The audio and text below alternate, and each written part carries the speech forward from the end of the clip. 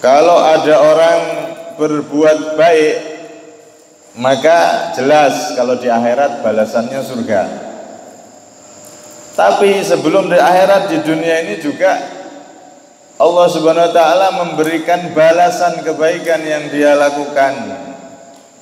Berupa apa? Ibadah niku harus benar-benar dijadwal, diluangkan waktu.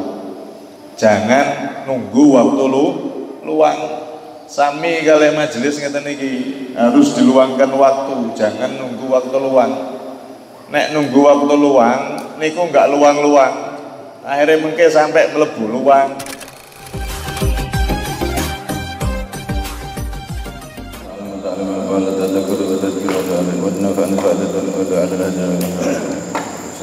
Hadratin Nabi Muhammad sallallahu alaihi wasallam.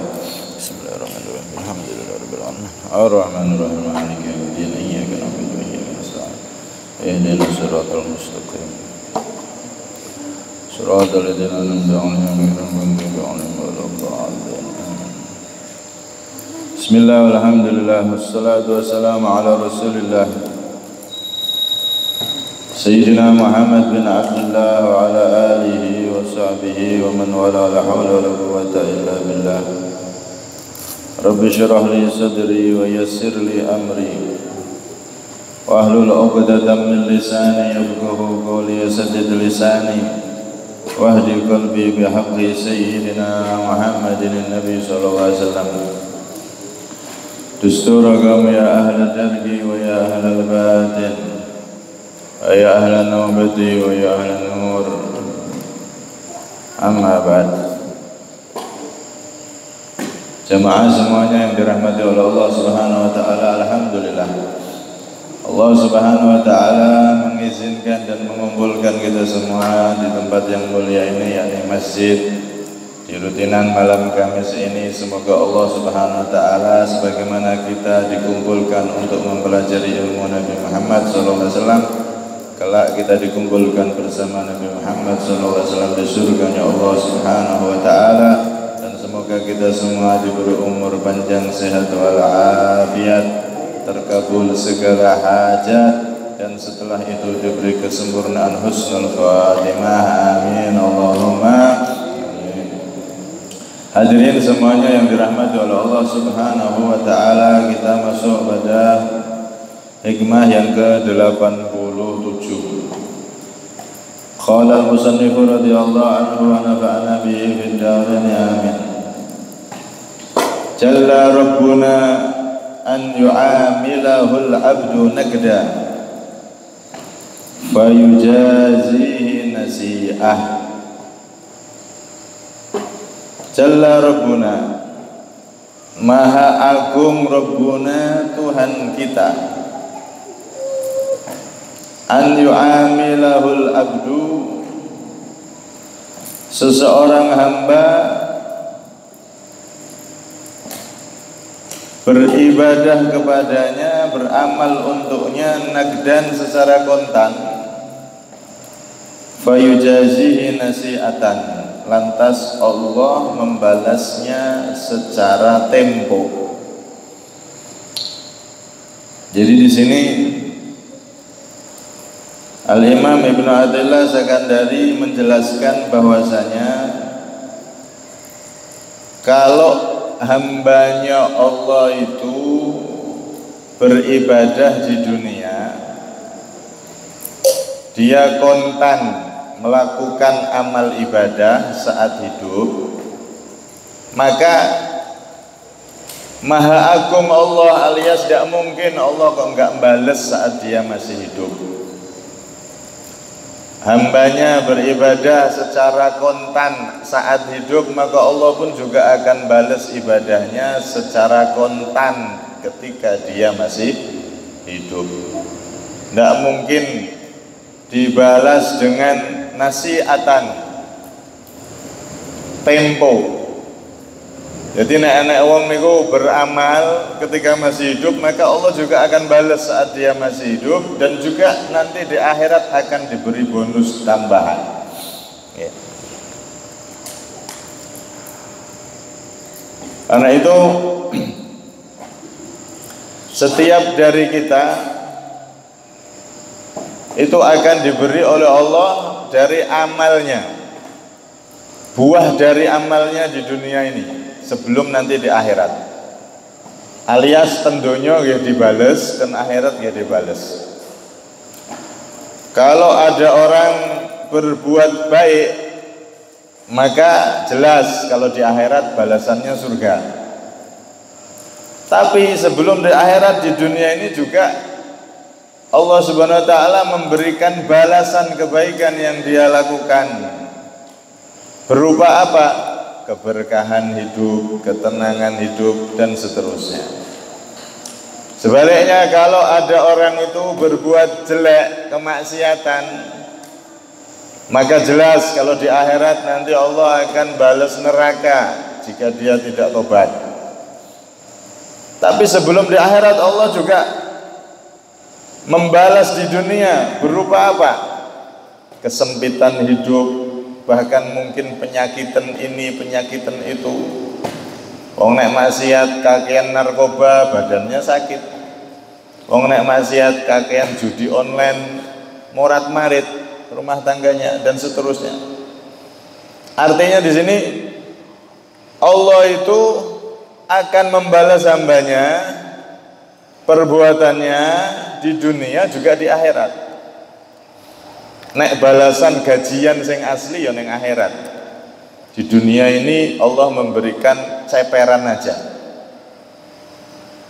Nah, gajian itu sesuai dengan keagungan yang menggaji.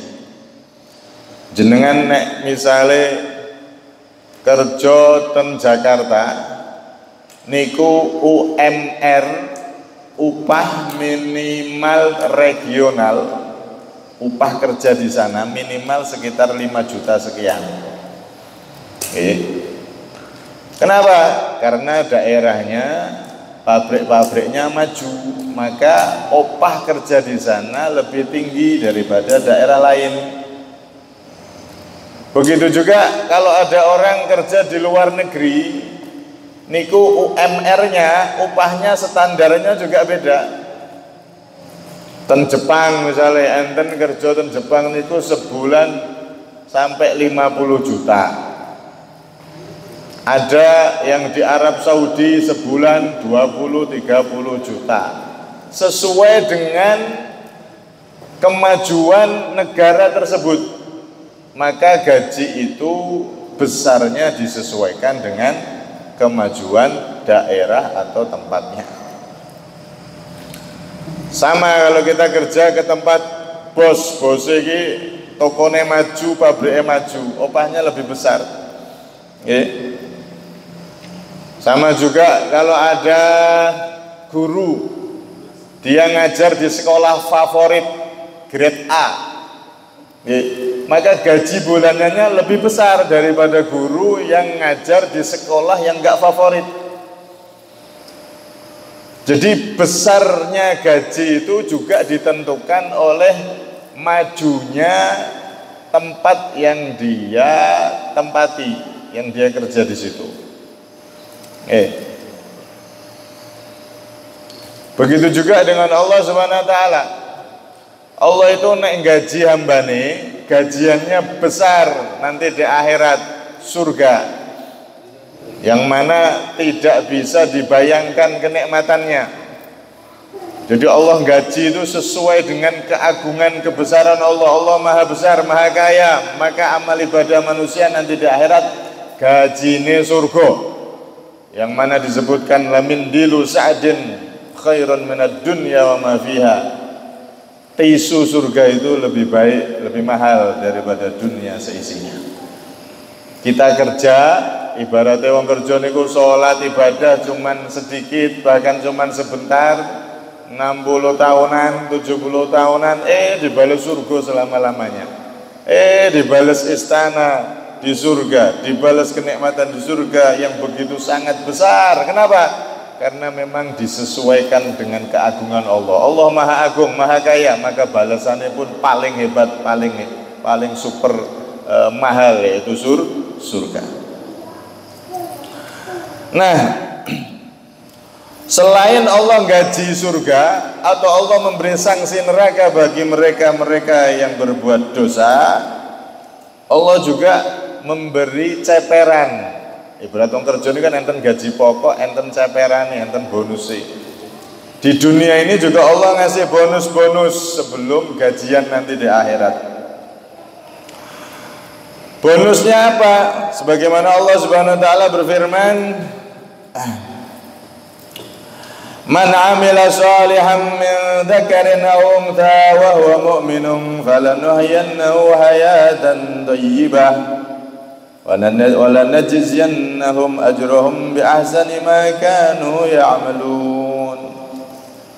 Orang yang ibadah di dunia ini, laki-laki atau perempuan, beramal soleh, maka akan diberi kehidupan yang indah oleh Allah Subhanahu wa ta'ala.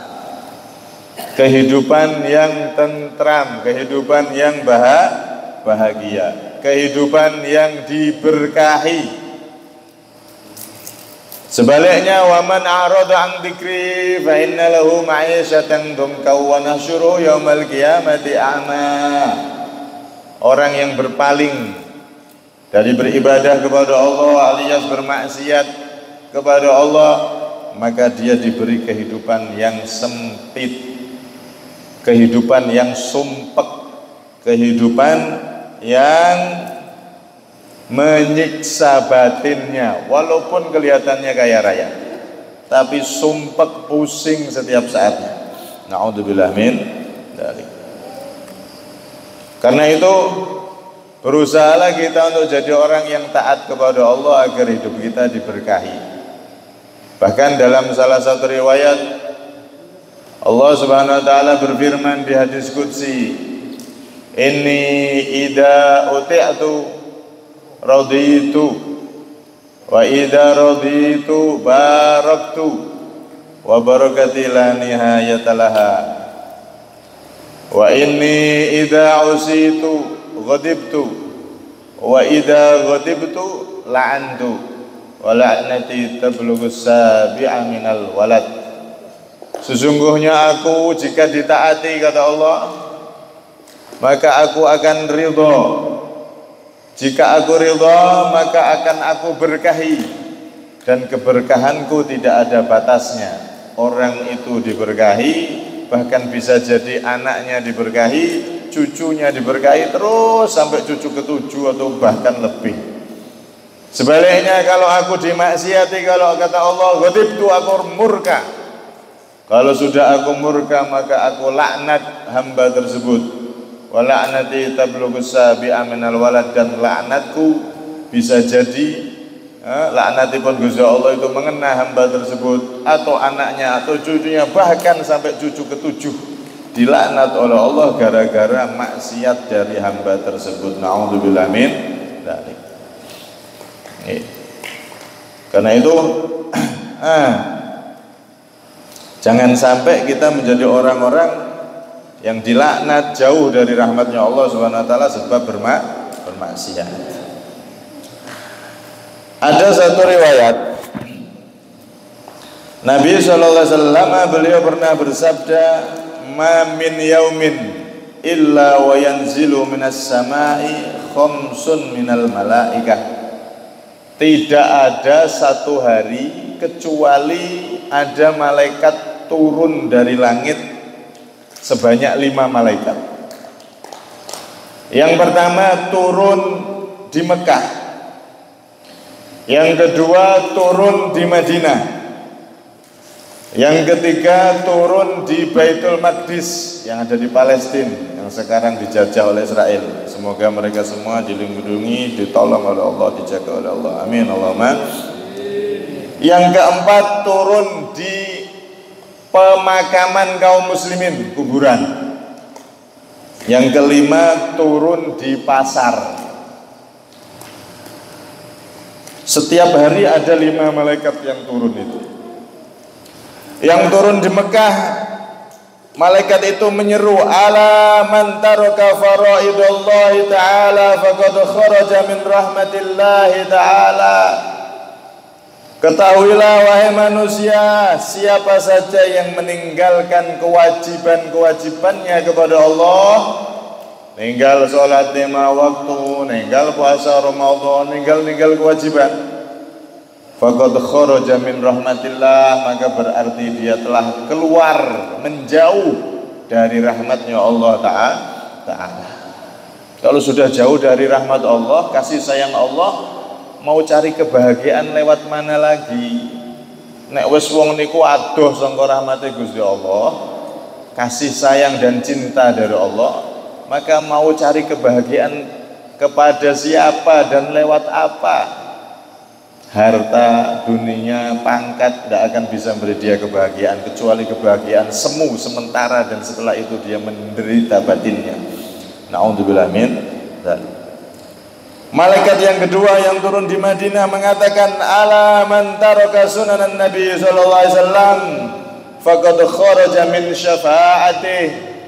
Ketahuilah barang siapa yang meninggalkan, maksudnya meremehkan sunnah-sunnah Nabi Muhammad sallallahu alaihi wasallam, maka berarti dia telah keluar, menjauh dari syafaatnya baginda Nabi Muhammad sallallahu alaihi wasallam.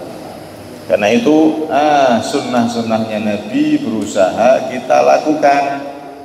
Sholat 5 waktu, tambah berjamaah, tambah qobliyah ba'diyah semampunya. Sunnah Nabi jangan sampai ditinggalkan sama sekali. Tidak ada satupun sunnah Nabi yang dijaga. Na'udzubillah. Kalau kita pegang salah satu sunnah Nabi, maka tanda kita akan dapat bagian dari syafaat Nabi Muhammad SAW. Kemudian yang ketiga, malaikat yang turun di Baitul Maqdis Palestina, dia menyeru, ala man iktasaba malan haraman lam yaqbalillahu ta'ala sa'ir amalih. Ketahuilah wahai manusia, siapa saja yang mencari harta yang haram, pekerjaannya haram, menipu, apalagi hasil judi online, ayo ben krungu iki, lam yakbalillahu, maka Allah tidak akan menerima sair amali, seluruh amalannya. Amalannya andaikan sundul langit, saking akeh salate misalnya, bathuke sampai kulite ngelontok wireng saking akeh salat sujud, tapi makanannya dari makanan yang haram, dari hasil kerjaan yang haram, maka salatnya jutaan kali sehari, tidak ada satupun yang diterima oleh Allah Subhanahu wa ta'ala. Karena itu jangan macam-macam, lebih-lebih para suami, jangan sampai memberi nafkah kepada keluarga dari sesuatu yang haram, ditolak semua amalnya nanti. Karena itu harus tobat. Nah, cara tobatnya gimana? Ya, hindari dari segala yang haram tadi, cari kerjaan yang halal. Kemudian yang keempat, malaikat yang turun di pemakaman kaum muslimin, dia menyeru, ya ahlal makabir bima taghtabitun wa ala ma tandamun. Wahai orang-orang yang dikubur, apa yang kalian kepingini sekarang dan apa yang kalian sesalkan saat ini? Maka penghuni kuburan niku, ahli kubur jawab, nadamatuna ala ma fata min amarina wa naghbitu bi ahlil jama'at li qira'atihim kalamullahi ta'ala wa tadzakurihim bil ilmi wa salawatihim ala nabi sallallahu alaihi wasallam wa istighfarihim lidunubihim wa nahnu la naqdiru ala syai'in min dalik. Ahli kubur mereka menjawab seruan malaikat tadi, kami menyesal wahai malaikat atas segala sesuatu yang terlepas dari umur kami. Umur kami dulu yang kami buat untuk maksiat, yang kami buat untuk sesuatu yang tidak ada manfaat, kami sesali itu wahai malaikat. Dan kami kepingin agar bisa dihidupkan oleh Allah untuk kumpul bersama orang-orang itu yang kumpul membaca Al-Quran, mereka kumpul berzikir, mereka kumpul mempelajari ilmu, majelis ilmu semacam ini, dan mereka kumpul untuk bersolawat kepada Nabi Muhammad SAW. Mereka baca istighfar untuk dosa-dosa mereka, sedangkan kami sudah terputus dari itu semua, nggak bisa mengamalkan itu semua. Subhanallah. Kumpulnya kita di majelis ilmu yang semacam ini salah satu hal yang dikepingini oleh orang-orang yang sudah ada di dalam kubur. Bagaimana tidak, duduknya kita di majelis ilmu ini lebih utama daripada sholat 1000 rakaat, lebih utama daripada menjenguk 1000 orang yang sakit, lebih utama daripada mengubur atau takziah 1000 jenazah. Dan bahkan Nabi di hadis yang lain yang sering kita sampaikan, lebih utama daripada 100 tahun ibadah. Masya Allah. Kemudian malaikat yang terakhir yang turun di pasar-pasar, mereka menyuruh, ya ma'syaran nas, mahlan mahlan, fa inna Allah ta'ala fa inna lillahi ta'ala satawatin wa niqamatin, faman khasya satawatih wa niqamatih fal yudawi jirahatahu hatta yaduba min dunubi, syawwaqnakum falam tashtaku wa khawwafanakum falam takhafu. Wahai manusia, sadar, sesungguhnya Allah itu punya siksaan. Barang siapa yang takut siksaan Allah, maka hendaknya dia mengobati luka dosanya, bertaubat kepada Allah. Allah sudah menjadikan kita rindu dengan pahala-pahalanya, tapi kalian wahai manusia tidak rindu kepada Allah. Dan Allah memperingatkan kalian, tapi kalian tidak takut kepada Allah Subhanahu wa ta'ala. Karena itu Nabi Muhammad SAW dalam salah satu hadis juga beliau mengatakan, laula rijalun khusya' wa sibyanun rudda' wa bahaimu rutta' wa syuyukhun rukka' la subba alaikumul adabu sabba. Andaikan tidak ada orang-orang yang beribadah yang khusyuk dan anak-anak kecil yang sedang menyusu, hewan-hewan yang sedang digembala atau menyusu pada induknya, dan suyukhun rukka, orang-orang tua yang sedang ruku alias istiqomah ibadah, lasubba alaikumul adabu sabba, maka benar-benar siksaan, bala, bencana itu akan ditumpahkan dengan setumpah-tumpahnya oleh Allah Subhanahu wa ta'ala kepada manusia. Masya Allah. Di sini menunjukkan orang itu yang beribadah baik, maka di dunia Allah ngasih ceperan kebaikan, keberkahan untuk dirinya, bahkan untuk keluarganya dan juga masyarakatnya, sampai bala itu enggak jadi dulu. Sebaliknya kalau orang itu melakukan kejelekan, maka selain nanti diancam neraka jika tidak tobat, di dunia juga dia akan dapat ceperan dari kejelekannya itu. Maksiat, kejelekan yang dia lakukan berdampak buruk pada dirinya, bahkan bisa kepada anaknya, keluarganya, dan bahkan berdampak buruk kepada masyarakat sekitarnya. Na'udzubillah min dzalik. Karena itu di dalam hadis lain Nabi SAW bersabda, innallaha la yadfa'u bil muslimi salih an mi'ati ahli baitin min jiranihil bala. Sesungguhnya Allah Subhanahu wa ta'ala itu menolak bala dengan satu orang muslim yang soleh, yang istiqomah ahli ibadah, ditolak bencana, ditolak bala yang akan turun di daerahnya, sampai 100 rumah daripada tetangganya aman semua gara-gara dia. Dampak positif dari kebaikan. Walhasil intinya di sini Allah Subhanahu wa taala itu akan balas hambanya yang beramal di dunia, juga akan dibalas di dunia sebelum nanti balasan di akhirat. Ini akan dibalas, yang baik dibalas dampak positif di dunia, yang beramal jelek juga dibalas dampak negatif di dunia. Nauzubillah min dzalik.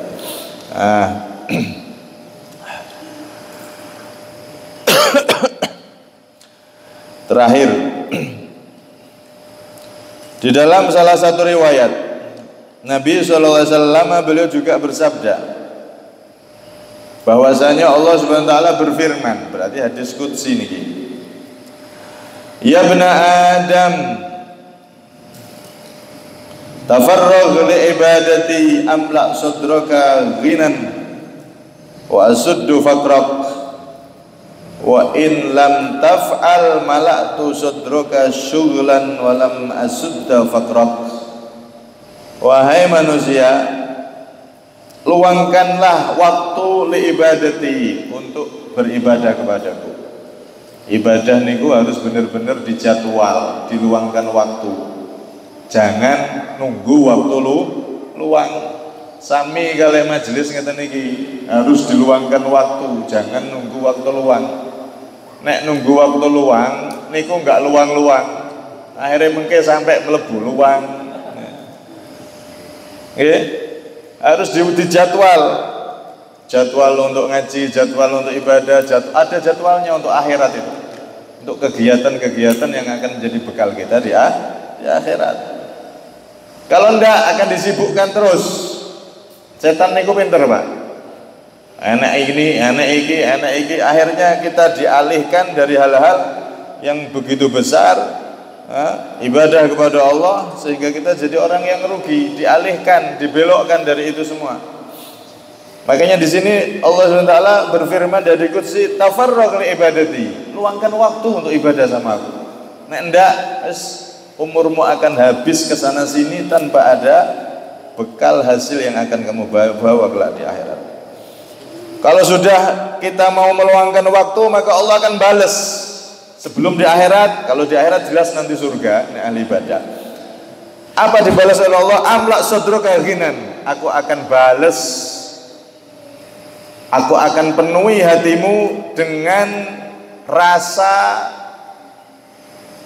kaya, rasa cukup.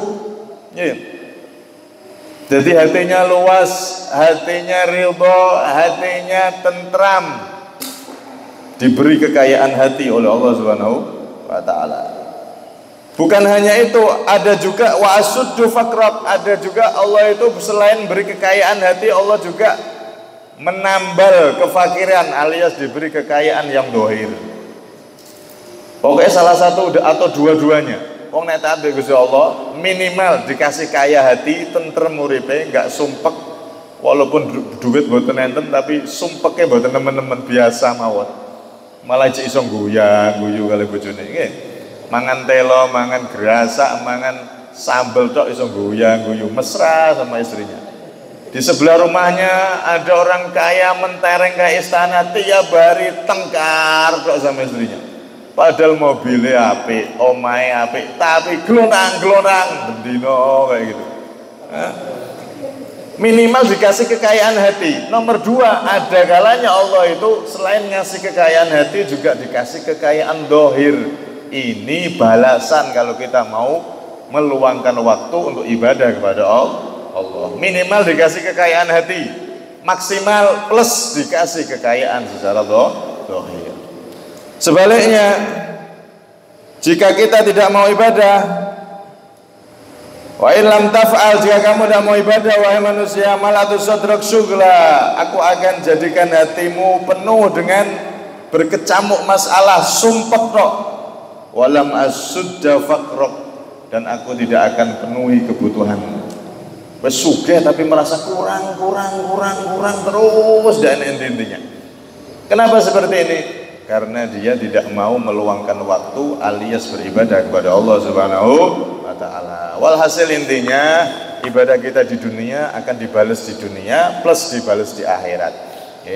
Maksiat di dunia juga akan dibalas dampak negatifnya di dunia juga nanti di akhirat di neraka, naudzubillah min dzalik, bagi orang-orang yang belum tobat. Karena itu jadilah kita hamba-hamba yang pandai menggunakan waktu kita selama hidup di dunia untuk ibadah kepada Allah, sehingga kita diberi kebaikan dunia dan kebaikan akhirat. Amin Allahumma amin. Kurang lebihnya minta maaf. Ada minni wala minkum. Assalamualaikum warahmatullahi wabarakatuh.